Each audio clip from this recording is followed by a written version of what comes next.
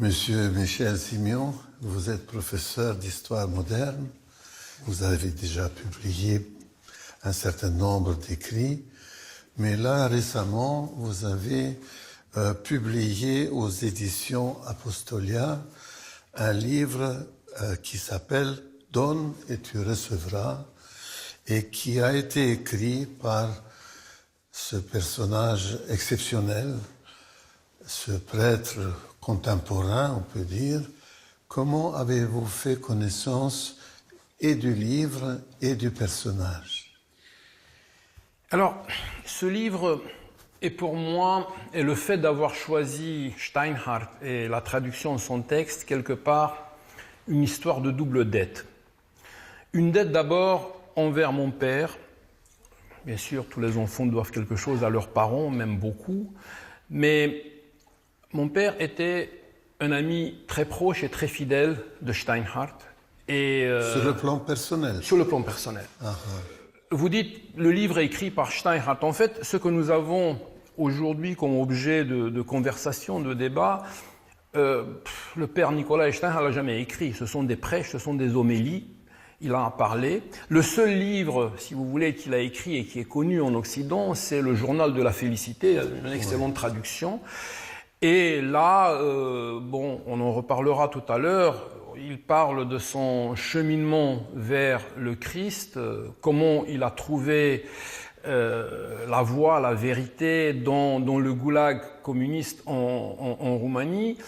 Et il a quelques lignes, quelques pages qui sont émouvantes sur son ami fidèle qui était mon père. Donc moi je l'ai connu un tout petit peu quand j'étais petit, mais papa m'en a parlé évidemment beaucoup. Donc ça c'est ma première dette. Vous aviez quel âge quand vous l'avez vu? Quand je l'ai connu, j'avais pas plus que 10 ans. Mais quand même. Oui, bien sûr, je m'en souviens. C'est pas 3 ans, c'est 10 ans. Tout à fait. Oui. Donc ça c'est ma première dette envers la mémoire de mon père, à qui je dois énormément de choses, et entre autres le fait de m'avoir mis entre les mains des souvenirs de Nicolas Steinhardt, le Journal de la Félicité, et d'avoir partagé avec moi des choses qui sont, bon, je dirais, du domaine de son amitié très personnelle avec ces grandes figures. Et puis, j'ai une deuxième dette. Moi, je suis arrivé en France, mon père, en 1980. J'ai fui le communisme roumain. J'ai été réfugié politique.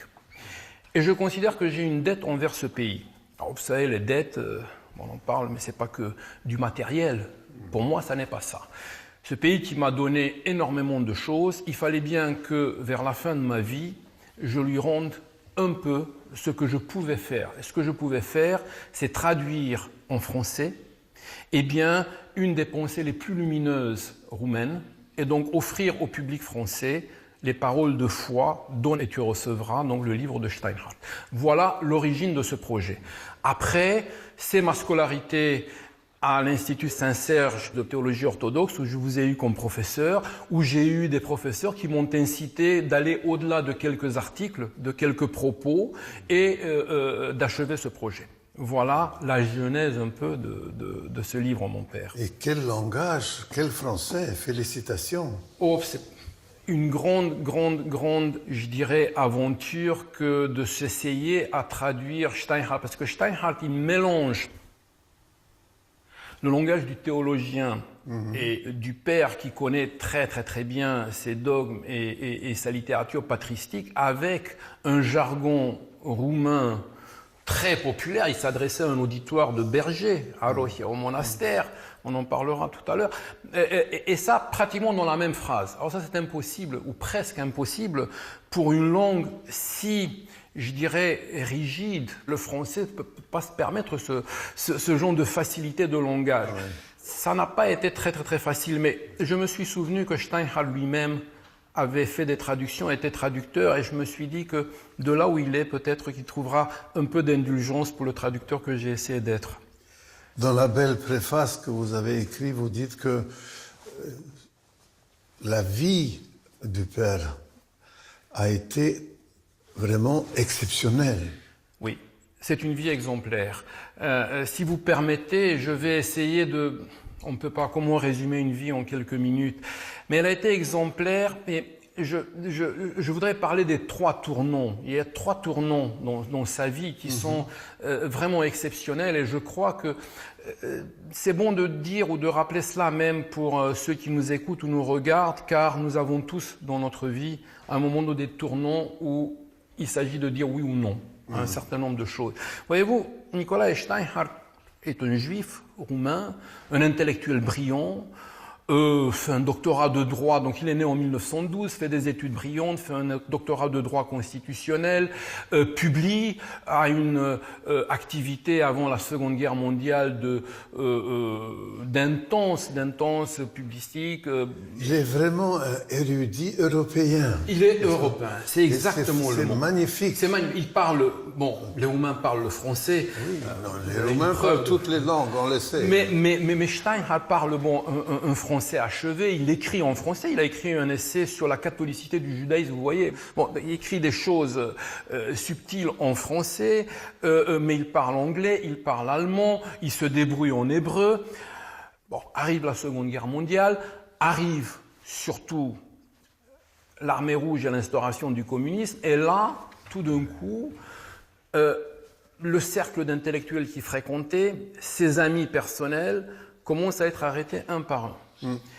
Et pas grand-chose, discussion intellectuelle, pensée contre-révolutionnaire. Bon, en gros, ils avaient traduit des textes de Platon, ils avaient discuté de Hegel, et ils se posaient des questions sur le destin historique de la Roumanie par rapport à d'autres nations. Vous voyez, on est loin tout de même des complots antigouvernementaux.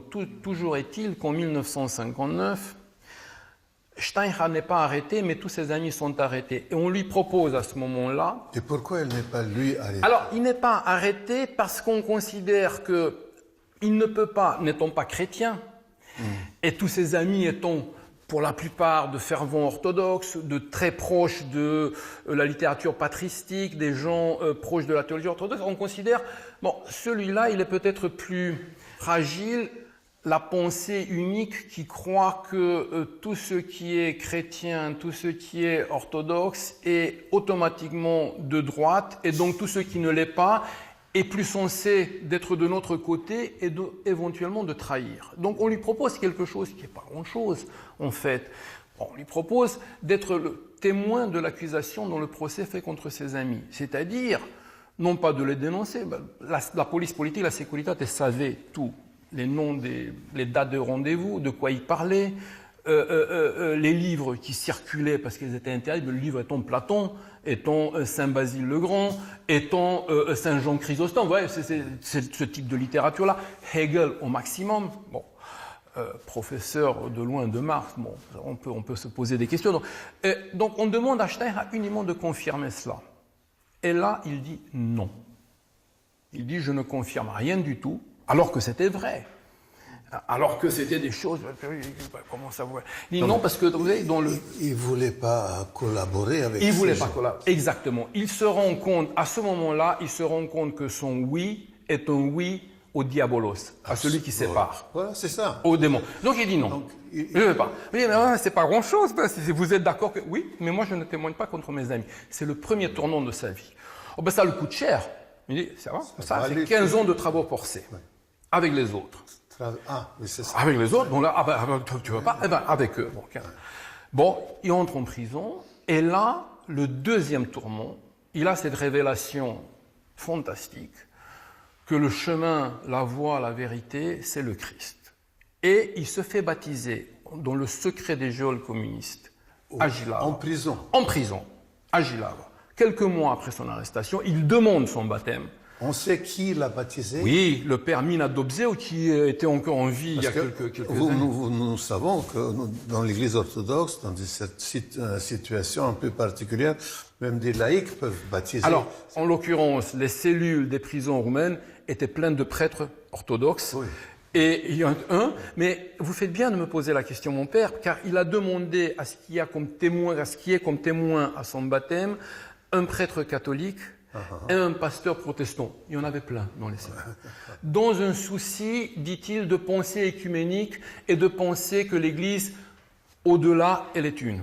À demander comme il récite le credo orthodoxe, le baptême se fait, alors il faut lire le journal de la félicité, hein, ce livre qui a tellement ému Jean-Paul II. Lorsque Jean-Paul II va en Roumanie, lorsqu'il arrive en Roumanie, il dit « Si vous avez parmi vous un type comme Steinhardt, vous n'avez pas besoin de moi ». Donc il se fait baptiser. Il a dit ça? Il a dit ça. Il a dit ça lors de son premier voyage en pays orthodoxe en Roumanie. C'est sympathique. Et donc, quand même. Jean-Paul II avait demandé un livre ou quelque chose sur un Roumain contemporain, un religieux, un mystique, un prêtre, un moine. Et on lui avait donné, on venait de traduire en français, préfacé par Olivier Clément, le journal de la félicité. Donc le livre, le fameux livre de Steinhardt. Pas ses homélies, il n'était pas publié. À partir de là, moi j'appelle ça le second tournant. Là, il dit, c'est ça la voie. Qu'est-ce qui s'est passé exactement? Comment? Quelle prière? Quelle illumination? Vous voyez, à un moment donné, on m'a demandé, mais pourquoi sur ce livre avez-vous choisi de mettre l'icône de la transfiguration? On ne met pas des icônes sur des couvertures de livres. Si, on peut en mettre. Bon, vous me rassurez parce que j'ai eu des gens qui m'ont dit, Michel, une icône. C'est imprimé, donc ça va. Voilà. Donc, si mon professeur d'iconologie dit que je n'ai pas fait quelque chose de très grave, je suis vraiment rassuré. Pourquoi j'ai mis cette icône? Parce que, voyez-vous, bon, cette célèbre icône de la transfiguration, j'ai appris à Saint-Serge, j'ai appris avec vous que à ce moment-là, ce n'est pas le Christ qui a changé, mais ce sont les écailles des apôtres qui sont tombées de leurs yeux et ils l'ont vu tel qu'il était. C'est-à-dire, ils ont dit, c'est Dieu, c'est lui. Eh bien, la même chose est arrivée par une grâce qu'on ne peut pas expliquer, ni vous ni moi, à Steinhardt, qui lui a été faite à ce moment-là, en prison, dans l'enfer, dans le goulag. Et c'est pour cela que son livre s'appelle Le journal de la félicité. C'est un voyage en enfer, la prison. Et une prison communiste, je veux dire, on n'est pas quand même dans un hôtel de jeunesse, on est quand même dans le goulag communiste. C'était quelle année? Alors, il est arrêté le 1er janvier, il faut le faire, 1960, et ça s'est passé quelques mois après. Quelques mois après. Et le père Mina Dobzeu, qui le baptise, lui dit, tu promets que si tu sors d'ici vivant, tu feras la chrismation à la sortie de prison. C'est ce qu'il va faire avec 2 témoins, dont un c'était mon père, papa. Les gens avaient peur. Donc, il est sorti de prison, il n'a pas fait 15 ans, Dieu merci d'ailleurs. Il y a eu une amnistie, en 1964, il sort de prison. Il confirme son baptême. 64. Il confirme son baptême, il y a eu la grande amnistie pour les prisonniers politiques. Il sort de prison, il confirme son baptême, présence de papa. Et c'est dans cette période-là, moi je suis né en 1956, nous n'avons pas de secret à notre âge, donc bon, j'avais 8, 9, 10 ans, il venait souvent à la maison, il prenait des livres. Papa avait une très très très belle bibliothèque. Qui malheureusement était perdu. Bon, ça c'est une autre histoire. Et donc il prenait il était très intéressé de lire la patrologie, les pères de l'Église. Bon, et il avait de longues discussions avec mon père, dont je ne comprenais absolument rien. Mais de temps en temps, il avait, je me souviens, un regard vers moi en me disant. Est-ce qu'il ressemblait? Pas encore. Il n'avait pas de barbe. Il n'avait pas de barbe. Encore. Non, pas encore. Il parlait beaucoup. Il était tout le temps pressé. Il avait tout le temps peur. Et je me rappelle, vous savez, des choses qui sont émouvantes. Il mangeait parfois, et j'étais un gamin, et je voyais, il prenait les miettes du pain une par une, il ne laissait pas une miette, il avalait les miettes du pain. Ça, c'était une habitude. Mon père m'a vu. De la prison. Oui, la prison. J'ai demandé à mon père, mais pourquoi il fait ça? Et papa m'a dit, il ne faut pas rire, il ne faut pas se moquer, c'est la faim, la prison. Il avait ne jamais laisser. Ça, je me souviens, il avait dit à mon père, peut-être que Mihai, le Michel d'aujourd'hui, un jour connaîtra un autre monde. Il partait vite, il mangeait, il parlait avec papa, il partait avec des livres, il ramenait les livres, voilà, c'était l'époque où je l'avais connu. Et puis plus tard, en 1980, et c'est le 3e tournant de sa vie, une fois que son père était décédé, donc il avait un peu réglé ses problèmes, je dirais, ou ses dettes dans ce monde-ci, il dépose ses vœux, il choisit un monastère, et il devient moine dans le fin fond des Carpates roumaines, le nord de la Roumanie, frontière avec l'Ukraine. Ça n'a pas été très facile, je devrais le dire tout de même. Bon nombre de monastères ont été réticents pour le recevoir. on peut le comprendre. Parce qu'il était non-conformiste. Il avait une étiquette. Les moines. Mais oui, et puis il avait une étiquette et il y avait tout le temps la police politique derrière lui. En plus. Et bon, ça aurait créé... Bon, et puis à Rohia, on le reçoit. Et c'est très drôle parce que il a dit, celui qui l'a reçu en monachisme, j'aimerais pouvoir continuer à écrire tout de même, c'est ma sensibilité. Et alors, l'évêque lui dit, Père Nicolas, non seulement que je prends en considération votre demande, mais je vous le demande à titre d'obéissance de continuer à écrire. Je vous demande même de faire deux choses, mettre en ordre dans les livres du monastère, il y avait quelques 30 000 volumes, c'était quand même un patrimoine culturel, et de continuer à écrire. Voilà. Un bon évêque. Oui, un bon évêque. Ouais. Et là-bas, de temps en temps, on lui demande de faire des prêches, de parler. Donc, il fait des prêches qui ne sont pas publiés, bien sûr, ce sont des notes manuscrites, et qui ont été publiées à titre posthume, sous le nom d'Erwin Veidobundi, Cuvinte de Credință, en roumain. Ça veut dire donne pour recevoir, donne et tu recevras, en donnant tu recevras. Voilà. Ouais, c'est ce livre-là. Et c'est ce livre-là. Mais c'est pas lui qui a choisi le titre, c'est pas lui, il a parlé. C'est un langage oral.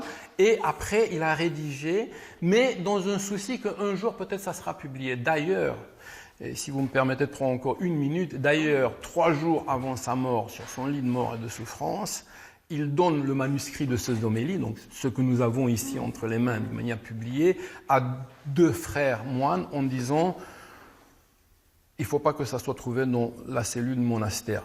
Tout de suite après sa mort, la cellule est investie, elle est mise au sac à la recherche justement de manuscrits. Ouais. Mais il avait gagné sa dernière bataille, son dernier combat contre le diabolos, il l'avait gagné. Il avait donné ça aux frères qui ont sauvé le manuscrit qui a été publié et que j'ai modestement traduit. Non, c'est magnifique. Voilà, vous avez dit qu'il a donc écrit au monastère et que l'évêque l'avait encouragé et que nous savons, ayant lu aussi des parties importantes du livre et puis tout ce que vous m'avez déjà dit de lui, quelqu'un avait dit que il écrit vraiment d'une façon qui décoiffe. Oui. Oui.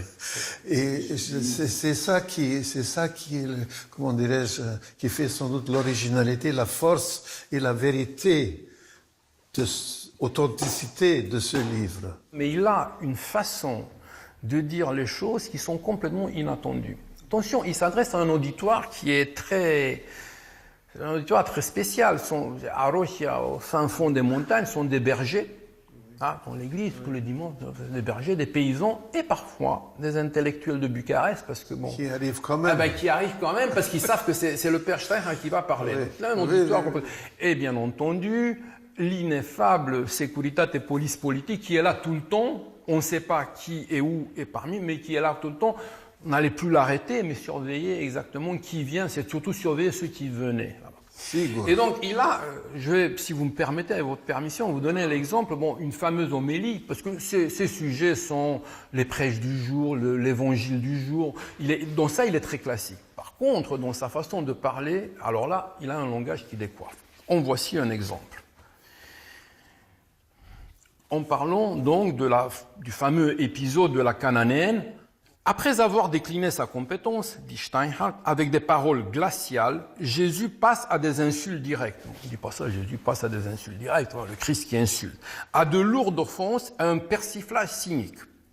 Lui, qui avait établi que quiconque se fâche contre son frère sera digne de condamnation.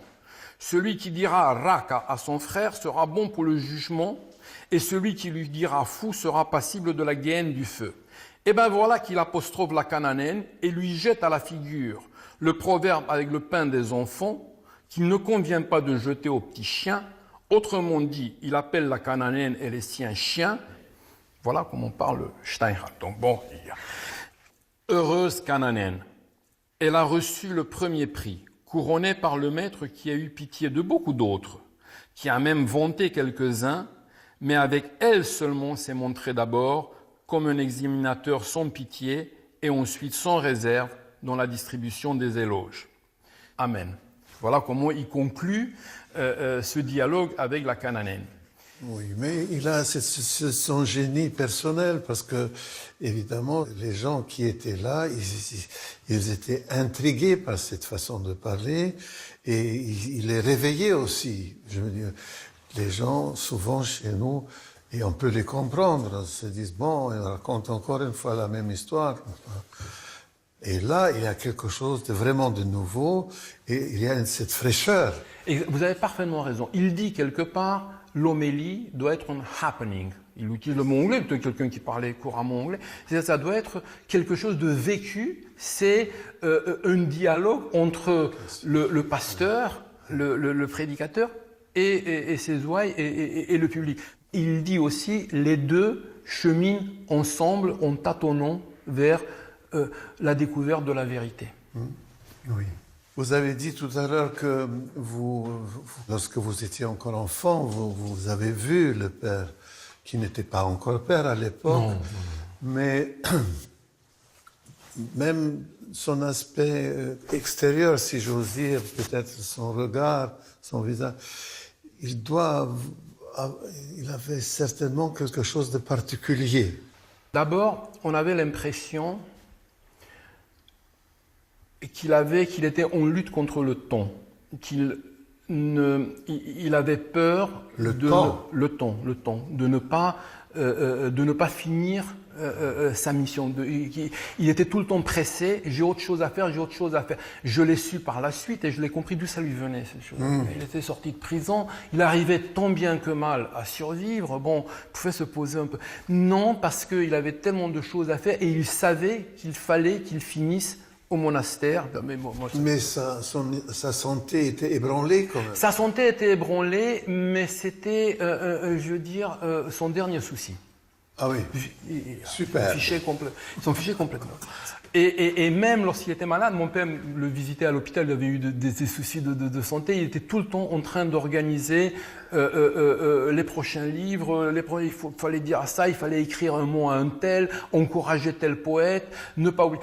Et donc, ce qui m'impressionnait, c'était ça, il était tout le temps pressé, il parlait très très très vite, et c'était quelque chose, on aurait dit une encyclopédie ambulante, il savait tout. Il passait avec une facilité époustouflante des choses, moi je comprenais à peine, qui étaient de la littérature patristique, qui était la philocalie, qui étaient ces choses-là, à des personnages, je comprenais un peu mieux, qui étaient des personnages de romans, de Julien Sorel par exemple.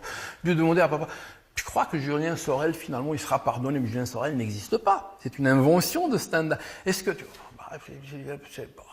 c'est pas sûr, hein, c'est pas encore. Et quand même, on peut trouver une page dans tout ce qu'il dit où il y a une lumière d'espoir. Puis il était très Dostoïevski, il aimait beaucoup Dostoïevski. Il disait, tu vois, Raskolnikov, c'est là. Julien Sorel, il n'a pas eu la chance de rencontrer Sonia, mais si, peut-être. Il était comme ça. Il transformait les personnages littéraires dans des choses comme si c'était un voisin d'à côté, donc tu n'étais pas au courant qu'on a arrêté Julien Sorel parce qu'il a tiré sur Madame de Rênal. Voilà le type. Donc là encore, ça m'étonnait parce que il passait de Saint-Basile-le-Grand à Julien Sorel ou à Madame de Rênal, enfin une espèce de phrase. Mais ça le préoccupait au même point. Vous voyez ce que je veux dire? C'était quelqu'un qui et il avait tout le temps cette idée de j'ai quand même fait beaucoup de mal. Ça, je l'ai entendu dire, il l'a dit à mon père, j'ai quand même fait beaucoup de mal dans la première, avant le baptême. Pourquoi si tard? Pourquoi j'ai pas su avant? Pourtant, j'avais eu des signes. Il considérait que toute sa première vie avant le baptême a été une vie dissolue. L'a pas été, on le sait. Mon Dieu. Mais il avait tout le temps, et d'ailleurs, 2 jours avant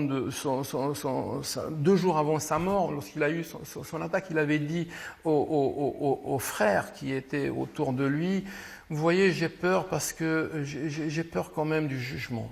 J'ai peur quand même du jugement. Et les frères qui lui ont répondu, mais ça c'est une pensée qui vient du malin. Ça c'est vous avez fait un cheminement qui est lumineux. Mais il avait tout le temps ça. Il était inquiet un peu. Oui, peut-être. Papa me disait, mais ça je lui laisse la responsabilité. Cette permanente inquiétude et questionnement typiquement d'homme cultivé juif. qui remet tout en question tout le temps, et qui a trouvé sa sérénité, sa tranquillité une fois qu'il était devenu moine. Mais moi, je l'ai plus vu. Il est devenu moine en 1980, et moi, fin 80, j'ai quitté la Roumanie, je me suis enfui. Donc là, j'ai pas connu cette partie-là de sa vie. Mais toute cette quête, oui, je l'ai vue de temps en temps.